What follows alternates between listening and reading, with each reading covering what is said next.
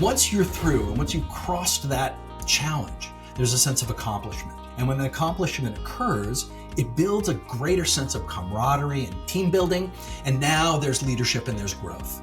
So getting through those challenges are part of the process of branding. We kind of want some challenges to happen so that we can accomplish and get through them, because it tends to create a better sense of consensus, unity, teamwork, spirit. Welcome to Build Your Culture Brand with Dr. Jay Rains. Join us as we discover ways to define, measure, and grow your culture. We want to help you intentionally build a culture that fits you. Hey leaders, welcome back to the Build Your Culture Brand podcast. I have with me today Jamie Schwarzmann from Flux Branding. Welcome to the show, Jamie. Thanks for having me. I'm really excited to have our conversation today. Jamie, you're the founder of Flux Branding, and you're the Chief Creative Strategist. Help me understand. So I love that title. What does it mean to be a Chief Creative Strategist? Well, I think a lot of people confuse branding with design. And design certainly is a component of the brand, but it's really not what the brand is all about. Brand is more about meaning and about strategy. And so while I may be very interested in design, I think we all are, the design has to mean something. And that meaning, the basis of meaning, that's really what brand strategy is. Love it. Love it. So today, the reason I've invited Jamie on the show is we wanted to talk about, so, here we are, we have this show we call Culture Brand, and Culture Brand is this idea that you can take culture and your brand and put those together. And that should be how you live out, how you work in your team and how you work together, how you present yourself to your clients. And so I want to explore, Jamie, with you, this idea of branding. So today we're going to dive into, what is branding? Is it a logo? I think it's a little bit, probably a lot more than a logo, right? And we're also going to talk about how to use those transition times, those key moments in a business to create unity. And the final thing would be, how do you create a leadership culture that really sticks for the long term? Those are all topics Jamie's, very well educated and has a lot of experience in. So I want to dive into those. You ready to jump into that, Jamie? Let's do it. All right.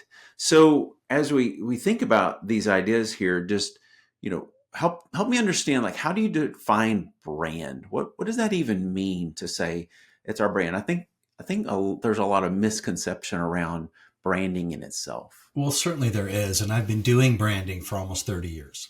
And initially, most of my job was around literacy, just helping leaders understand the power of brand and what brand's all about. And I think the misconception is that brand is all about sales and marketing. It certainly is one part of it, but brand is more about, well, I guess there's an internal and external aspect of the brand. Externally are the things that are more obvious, right? How's it going to look? What's our packaging going to look like? What's our trade dress? How are we merchandising? That kind of stuff. But I think it also, there's an internal aspect of, how do we feel? How do we feel about what we're doing? What's our purpose? What's our mission? And a lot of this stuff came back into business consulting early on, kind of coming up with your mission statement, your vision statement, which are two words that I think are very antiquated, quite frankly, right? Because really what we're doing in brand is we're just trying to engineer a predictable emotional response. We want to have people feel a certain way about a particular company.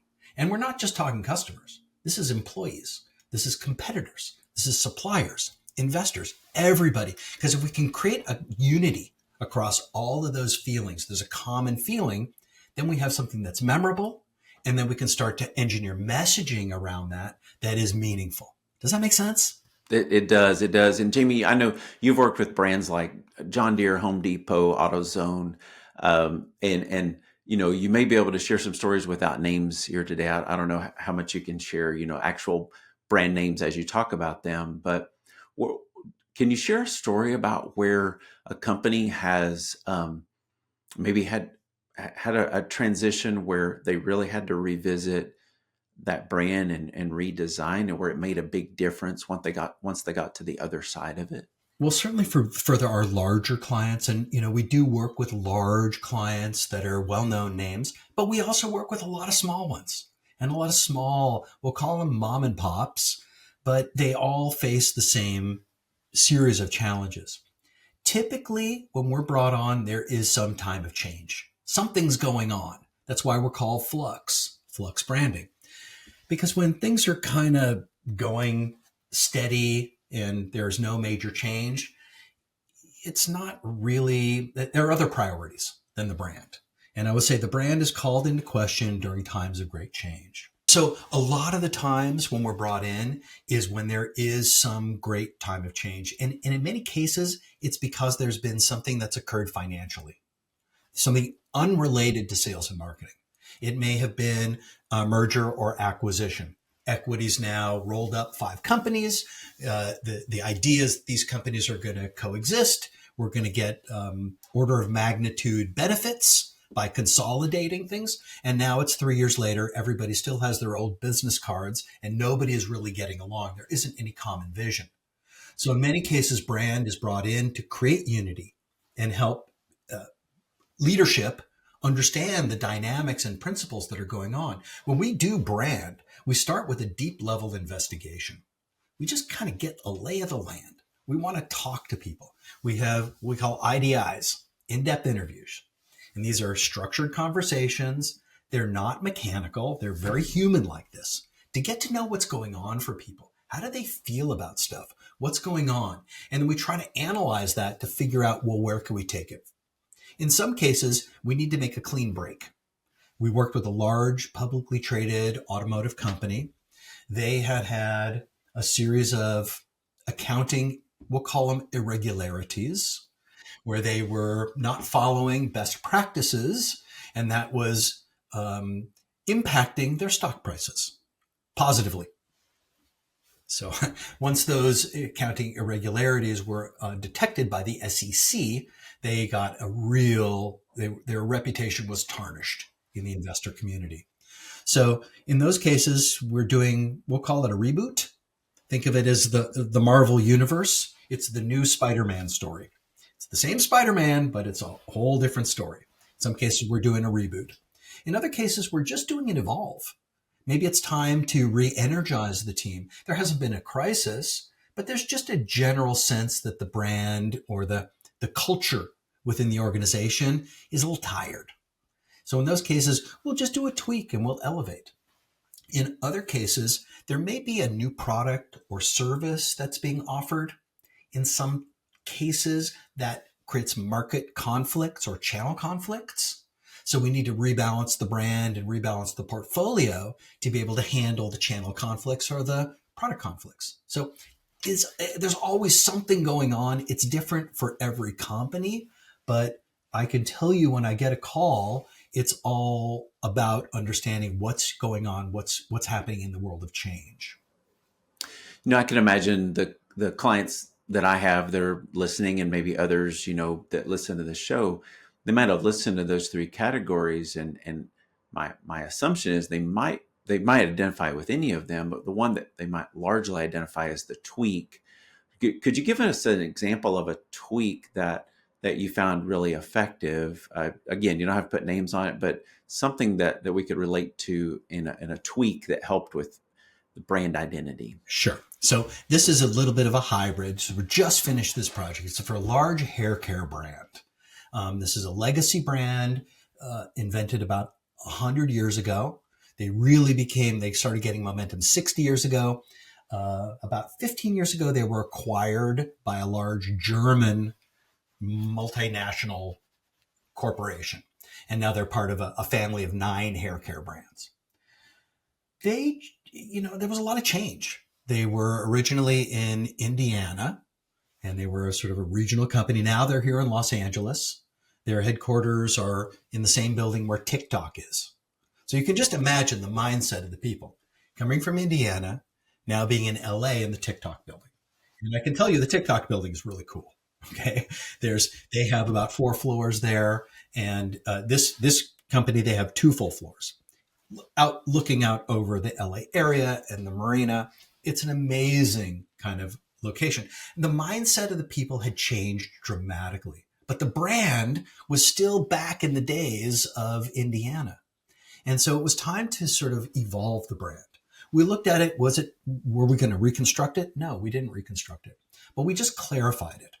And it took a long time to get to that point where we could earn the right to clarify the brand. We did a tremendous amount of research and discovery work.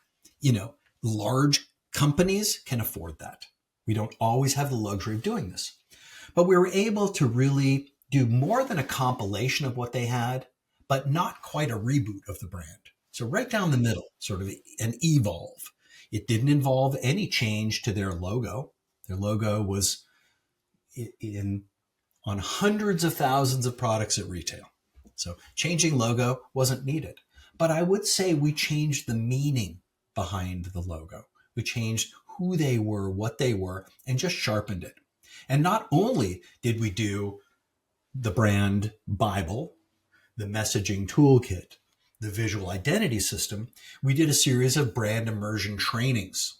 So these were 4 full day on-site sessions with different team members to really get everybody to understand and digest the brand. Because the brand, at the end of the day, it isn't the manual. It isn't what we put on the table. It's how do people understand it? Do they feel it? Can they use it? Can they reflect it? The brand really isn't the logo. The brand is the people. I love it. I love it. Okay, so someone who's listening, maybe they're a business owner, small business owner, large, small, whatever, and they're looking at their organization like, you know what, we may have drifted from our original identity.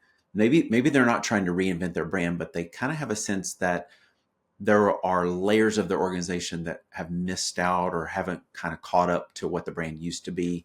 I love the idea of that day immersion, the brand immersion. What couple of things could they do if they wanted to try to pull one of those off themselves? What would be some activities they could do to really help accelerate a brand immersion? Well, I think first, this is a top-down type of a strategy. It really requires leadership to be driving this. This is not, I've worked with so many organizations, and when I see it come bottom up, where we've got, the lower level individuals trying to sell these types of programs up to leadership, they don't do well. This has to be driven with strong executive sponsorship and leadership at the top. That's the first thing. The second thing, if you were going to do a brand immersion session, the first thing you have to do is be clear on what the brand is. And that's difficult to do yourself. If I was going to ask you, who are you? And you just go figure it out, hard to do. Sometimes it requires an external perspective. Somebody who can come in objectively and look at things from the outside to help identify the basic principles of the brand. I will tell you, the last time that Flux Branding rebranded, we brought in an outsider because I'm drinking the Kool-Aid every day. Difficult for me to see it the way outsiders see it. So bringing in the outside perspective first, critically important. Second, I think it's got to be written. In many cases, the brand is floating around in people's heads. And they may say, we know what our brand is. Well, do you have it written someplace? And having a document, having it on paper or in digital form or whatever you want to say, but actually expressed out is more difficult than you might think. Because what happens is we'll ask everybody what the brand is, and we get several different answers. So we have to really distill these multiple different perceptions of the brand, get it into one place, and then create consensus. And consensus is another important part of the brand building process. It's what we do in workshops. It's why we have multiple meetings. It's why it doesn't happen overnight. We don't go to an organization and figure out the brand and then sell them on a brand. That is not the process. The process really is much more about revealing the inherent brilliance that's already there within an organization. And that happens through discovery. I love how that a forensic approach of really, investigating what's already there. You're not inserting branding. You're not inserting DNA. You're actually uncovering DNA and maybe sorting out some different DNA strands, but finding that the original DNA that you really are looking for. As I you think think there about is the genetics there. anatomy, I think there's genetics there, and for okay, certainly, because I think there is the ability to identify what is inherently what is the core elements of that particular organization. I think of it really in terms of almost like a gemstone, where we start with some found object. We then cut facets to reveal the radiance and the brilliance of the raw material. And I think of these things in terms of facets, right? Those facets might be the touch points that are reflected out. If one facet to your brand might be your website. Another facet of your brand might be the brand Bible. Another facet might be your visual language. Another facet would be the verbal language, because these things are all happening in multiple areas. It's all about sensory impact. And sensory impact isn't just visual, right? We have five senses. right? And so the result of what you're doing is an emotional response, right? And so one to your customer, but I hear also that you're saying though there ought to be some emotional response internally.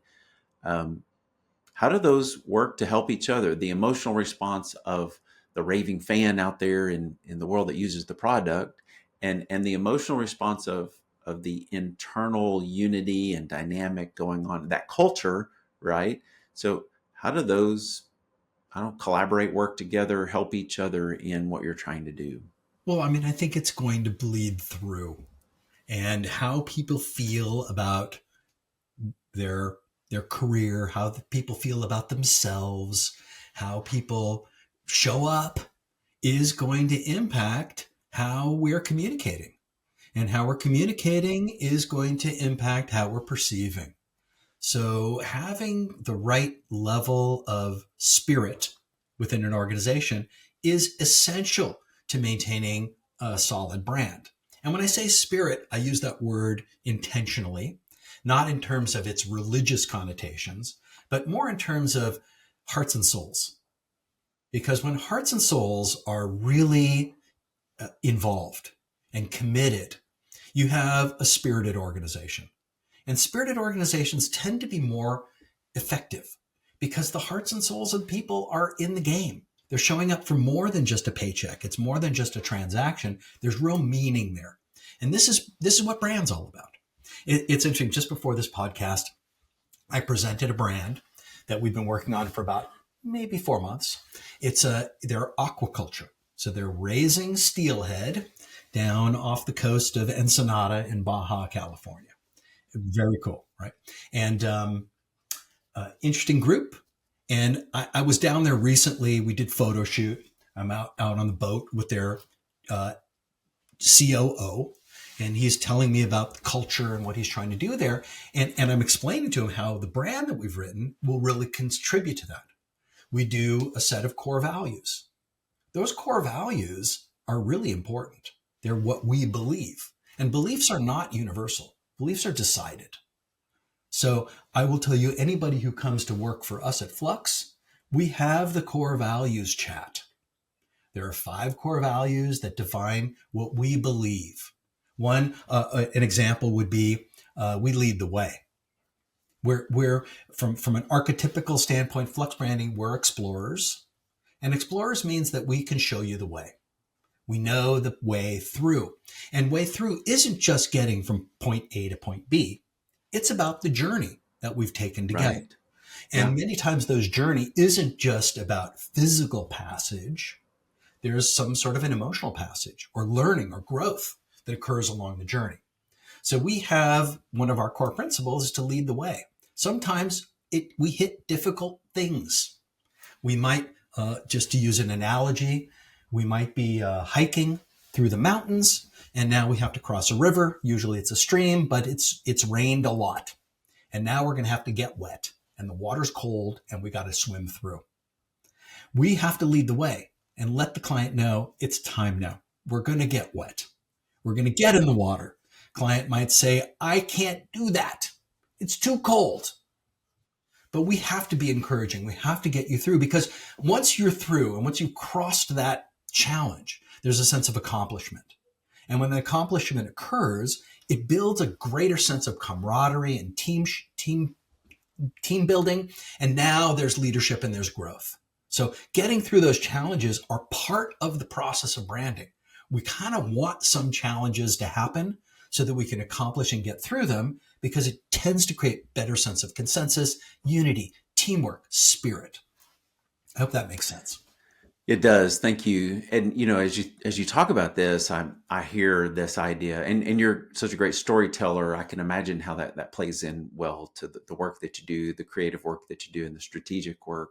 How have you seen companies use story, especially those individual stories, like you're talking about those steelhead and the thing that they're trying to do there, the mission that they have? How has story really been able to drive branding forward and culture forward? Well, I think story now, and this is pretty universally accepted, is an essential part of the brand, telling that story, because people are connected to the brands they love in terms of these stories. It's just not about product and features and benefits anymore. Larger sense of stories.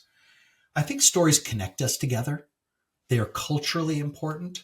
And so, we use storytelling principles when we do brands at their very core. We use archetypes. So archetypes are characters that are well understood and defined because of the cultural ways that we were all raised. Fairy tales, classic stories. These were, again, we're now getting into psychology. So we had Carl Jung. So Carl Jung was a contemporary of Sigmund Freud. Sigmund Freud believed that there was a subconscious mind, and the subconscious mind ruled some parts of our personality. Okay. Jung said, well, there's also a collective consciousness, things that we understand because of the stories we were told, how we were raised. And there's a series of characters. I mentioned that the archetype of Flux Branding is the explorer, but there's the ruler, there's the lover, there's the caregiver, there's the sage, there's the magician. All of these are different story characters that are well understood. If we can align the brand with an understood character type, it becomes easier to communicate. And so the story kind of begins with an archetype. We don't always present this to clients when we're doing brand discovery, but I will say internally, we always come up with one, because it spells the type of language that we're going to use, the types of adjectives, really the feel of it. And it could be, if it's magician, it's not about magic, wizardry. Sometimes it is, but it's usually more about transformation and the ability to alter something and create some sort of magical transformation from state one to state two, lead to gold. I love, Jamie, I love this idea of storytelling. And could you give an example of a story that has helped a company, or you saw a story emerge that helped really shape a culture? Okay, so we'll use a large name. This is Live Nation. Live Nation is one of the largest producers of events, concerts. In addition, Live Nation has a lot of different operating divisions. They have ticket sales, ticket thing. They produce live music. They have concerts, venues. They also own a lot of venues. They own a lot of real estate.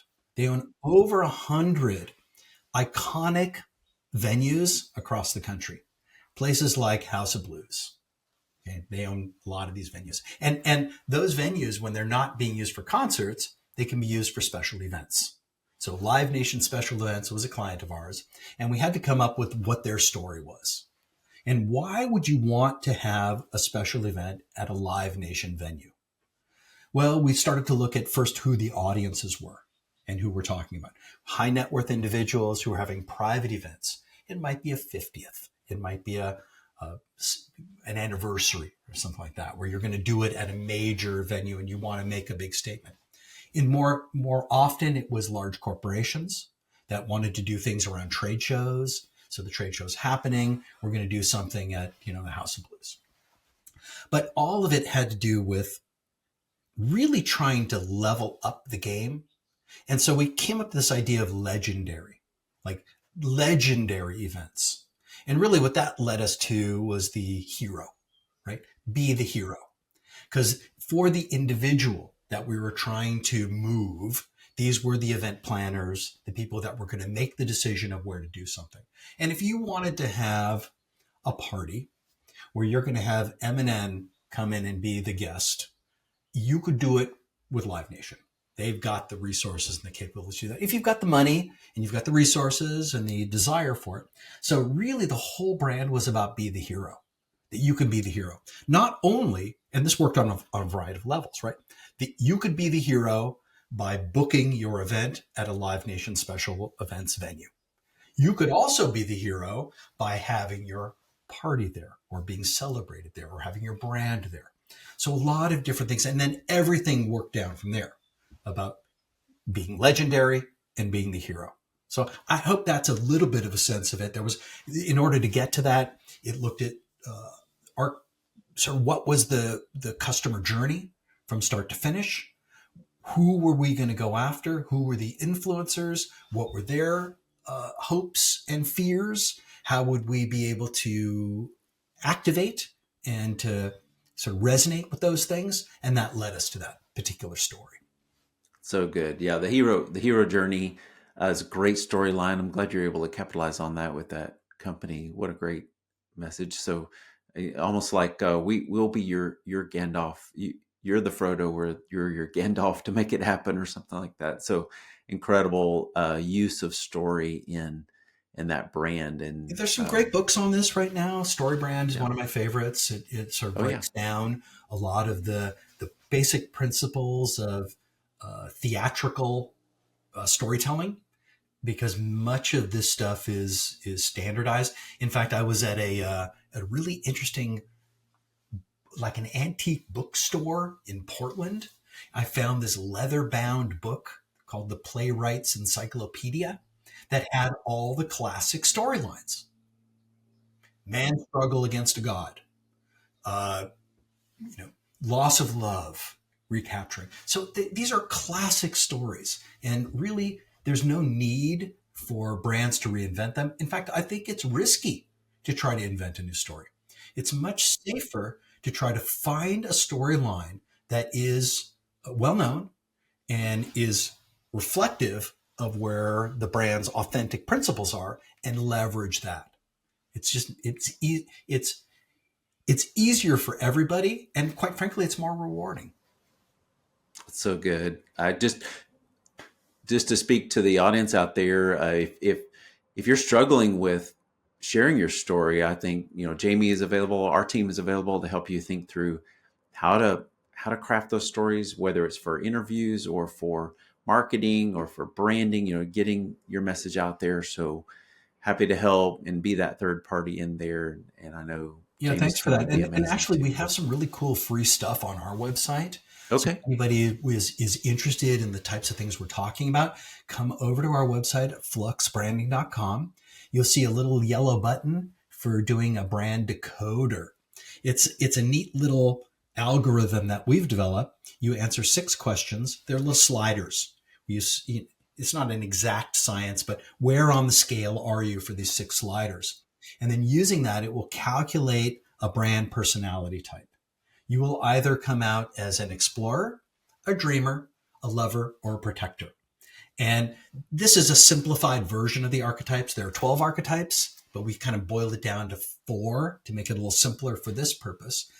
You get your answer right there. You don't have to put in your email or anything. It's free for you to use. I hope you get something out of it. If you do put in your email address, we'll send you a 25-page report that details your answers and gives you a little bit more analysis to it.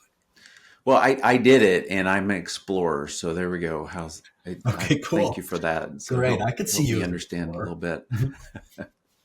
I mean, as we explore this topic, what was that? I say you've got the globe behind you on the wall. That's it. I'm an explorer. There we go. Globe behind me, and for those of you watching on video, there's a globe on the wall.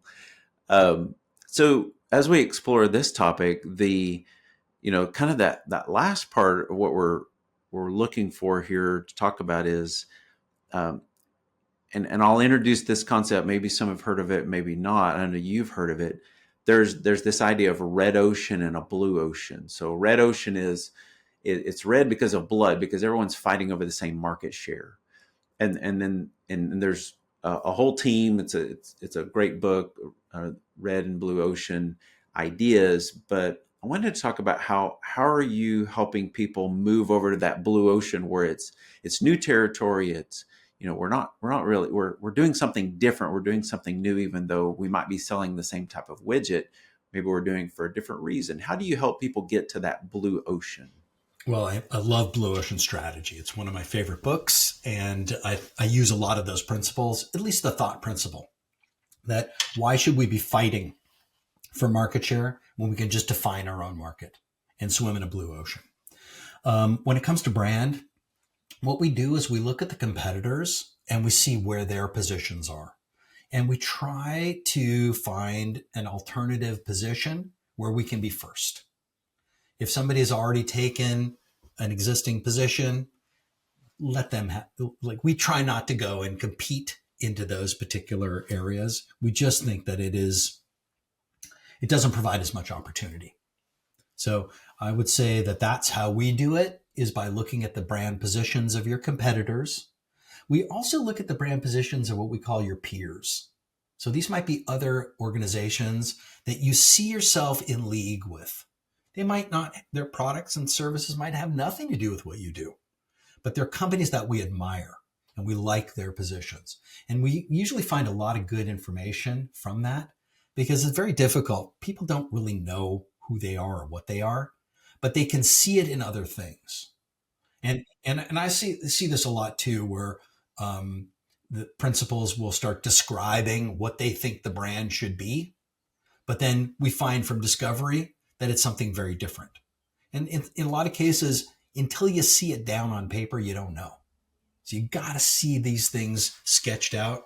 It's just the benefit of, and I do this, it even happens to me. I'll have great ideas. I'm like, oh, this is going to be a great idea. And then I sketch it out and I really look at it and I'm just, I rethink it after I've seen it. So sometimes the way we see things in our mind is a little different than the way we see things actually presented. I have to let it marinate for a minute. Yeah, and that's another thing about brands too, is that the process that we go through takes time. We have a lot of clients that come to us that are in a big hurry. When I see a big hurry, it's a red flag, quite frankly. That says that strategically, you've waited too long, right? Like the best time to get involved in branding is when there's not a crisis. Because if there's a crisis and you're under a lot of pressure, you may not make the best decisions. I'm doing another project right now for a big insurance company. Okay. Big insurance company, they lost a major client and now they're scrambling. We call this house on fire. And, I live in Los Angeles. Actually, my house is right adjacent to the wildfire areas. So I've just been through house on fire. And fortunately, my house did not burn. But I can say when it's house on fire, you don't make the best strategic decisions. You grab what you can and you run. And so for anyone who's out there who's facing potential challenges, and typically these are areas of we're starting to see loss of market share. We're starting to see declining spirit within the organization. Leadership is wondering what to happen. There's merger or acquisition has either happened or is about to happen. These are all the signs that it's time to focus on brand. Do you need a full rebrand? No. But I would say a focus on brand is important. I write an essay every month on branding. And last month's essay was on the concept of brand equity, right? You hear this thrown around, right? Brand equity. Well, equity is the result of compounding interest of value over time. If I was trying to build my strong personal financial equity, I wouldn't try to make a single deposit one day and hope that gets me to the right place. There's a compounding effect that happens from disciplined investment. small investments made consistently over time. And I think that brand should be something that you think about that way, as opposed to something you do to try to fix a problem.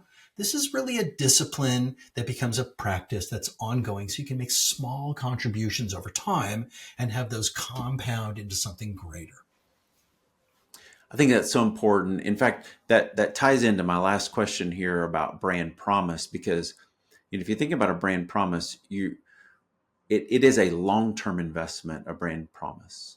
So, and I love this idea of investing that you're alluding to here, that you get the benefit of dollar cost averaging over on your brand, and instead of just doing this massive deposit in the beginning and expecting a huge return in a very short amount of time, you're planning for a long-term, the growth is toward the end of the graph, that you're really aiming for. And so how does that, what is a brand promise in this, how should I think of a brand promise when I'm looking at my company? So brand promise is one of the sections that we put together in what we call the brand platform. Think about it as your brand Bible. We talked about the core values. Core values are how do we operate? What are the rules that we operate by? Brand promises is what do we promise to our customers? I would say in the old days, these were called USPs, unique selling principles. But we look at the brand promises as the modern equivalent of USPs. And they're really, what are those things that we promise to the customer? And these are not features and benefits types of promises. When we do our brand immersion training, our icebreaker exercise is we ask everybody to come to the meeting with a brand that defines them. I put that in air quotes, defines them. It doesn't have to be the brand. But, the typical brands that we hear are Patagonia, Apple, Coca-Cola, Tesla. Who knows? They're all the major brands. And we ask people, how does that brand make you feel? What do you think about with the brand? And the purpose of doing this is not to find out, like that product that they sell, because it's not about product anymore. It's about who am I and how do I identify myself? And if you want to know about Jamie, like who's Jamie? Jamie is Apple Computer, Whole Foods, BMW. Those three probably give you a good example of the kind of guy that I am, right? And brands are part of this new tribalism. So those brand promises are critically important. It's funny. The other day I went out and had a burger. A really cool new burger place in LA called Heavy Handed. So I'm out, having a burger by myself, and I'm listening to some young people next to me talk. And I think they were out on a date, getting to know each other. But their conversation was about brands, about fashion brands that they loved, about travel, hotel brands, hospitality brands. But this became a mechanism for communication, of communicating who they are and what they were all about. So these brand promises have to operate at a deeper level than just describing your product. They're really, how do we make people feel? What is the real, true core promise that we're trying to deliver to them from an emotional and cultural standpoint? I love it. Thank you for helping us understand these terms better. And I know that we're all hearing terms like brand promise and, how to use these, what's a unique selling proposition and all these different terminologies, but it's interesting to hear how they practically fit into our everyday life, how they help us build engagement within our team, those emotional connections, both internally and externally, and how you've been able to maximize those for companies. And one of the things I really appreciate too was this idea of the longevity that's involved. We don't do this overnight. We don't figure it out overnight. And we also don't create the results overnight. Even once we've decided, we have to make those long-term investments, those micro investments over time. So thanks for pointing that out for me and for our listeners here today. Yeah, I think about it in terms of, equity is found on the balance sheet. Okay. Whereas marketing, I would say, is on the profit and loss statement. So marketing, we're going to look at it quarter to quarter. What do we spend? What do we make? But our balance sheet is durable. and it builds over time. So when we're talking about equity and brand, I would put this in the value column and put this an asset, a durable asset. So as you're thinking about brand and where to kind of place that investment and how to look at it financially, think about it in terms of a capital expenditure, not in terms of an expense. This is an Okay. investment. That's really good.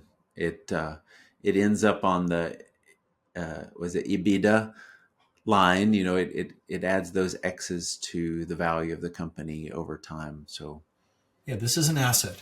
And the way that your company is perceived, the way your brand is perceived is a big part of value. There's many brands that the value of the brand far exceeds the book value of all of their assets combined. there you go. And then, who's in charge of your brand? Or you have a graphic designer in charge of your brand? So I would say for leaders, really think about that. Where are you placing the stewardship of your brand? And really for leaders, my recommendation for you is you are the steward of your brand. This is not something that you outsource. This is really at the CEO level, the C-suite level. And for the largest companies that I work with, brand is driven by the C-suite. So good, so good, and that's why you have companies like yourself, where you and your team can come in, and that might not be a skill set that most have. They're more strategic. They're more results oriented, and they need someone to come in and look at it from the outside and help them see it from that angle. So appreciate what you do, and I love this explanation of how branding works. Thank you for helping us also relate it to culture, because here we are talking about having a culture brand, right? How do we let our culture be the experience that we have on our team and also to our customers? So Jamie, it's been a privilege having you on the show today. Would look forward to having you again. Thank you. It's been real great talking to you. I love the work that you're doing. And these types of conversations, I think, are just really important for us to be having. Jamie, I'd love for people to be able to get a hold of you. What are a couple of ways that they can find you very easily? I mean, best is to go to my website at fluxbranding.com. There's a lot of cool stuff to look at. There's a lot of interesting things to read, but also get in touch with me. You can get in touch with me directly off of my website or send me an email to Jamie, Jamie at fluxbranding.com. And we do a really interesting program for companies we call a brand blueprint. And for anybody who's listening to this podcast who wants to, get involved or experience their brand, get in touch with me, mention the podcast. I'll do a brand blueprint with you at no cost. We do a half an hour conversation. I distill that into a bit of a roadmap that has a gap analysis and really starts to get it out of your head. And this is a great way if you want to begin the branding process and you have the resource and you have team, but you're just not sure where to begin. A good place to start is with a brand blueprint. All right. So now you know how to get a hold of Jamie. Jamie, thanks again for your time, and we'll see you again soon. Thank you. Thank you for listening to Build Your Culture Brand with Dr. Jay Rains. If you enjoyed this podcast, please like, comment, and share. You can also visit our website at buildyourculturebrand.com.